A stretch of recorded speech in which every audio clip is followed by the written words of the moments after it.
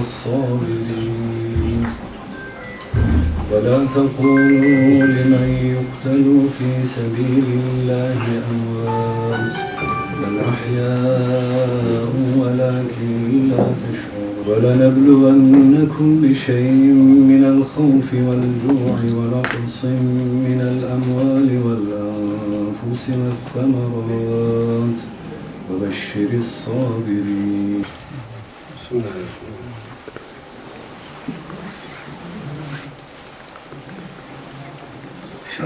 Cenab-ı Allah rahmet eylesin. Sağ olasın, hoş gelmişsiniz. Sağ olasın. Allah razı olsun.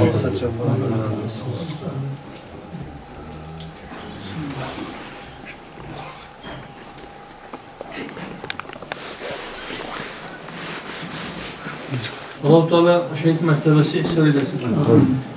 İnşallah Hazreti Peygamber Aleyhisselatü Vesselam'ın müjdesiyle inşallah şehit hükmündedir. İnşallah. Allah razı olsun. Sağ olasın.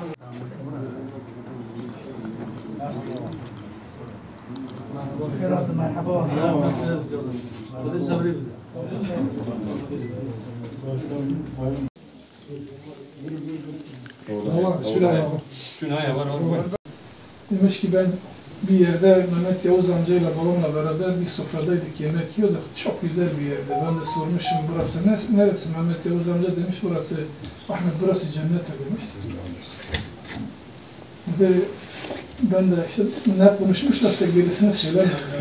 Sonra ben ertesi gün arkadaşlara söylemişim. Bir arkadaş demiş ki valla Ahmet Mehmet Yavuz amca sanki birinizi daha da götürecek. Ben demişim Gekko'yu götürecek. Hep birbirlerine Gekko diyorlardı babamla o. Dedi anneme demiş ki nene aman ha söyleme ben üzülüyorum babam duymasın. Babam duyarsa üzülür. Çünkü kendisinin gideceğine dair kendisinin gideceğini bilmiyormuş yani. Evet. Bu benim gideceğime dair demiş ki babam üzülmez. Biz öyle diyorduk dedi. Demiş ki ikinizden birine çağırıyor. İkimizden birini çağırıyor işte babam gidecek, babam duymasın üzülür diye. Kısmet onaymış.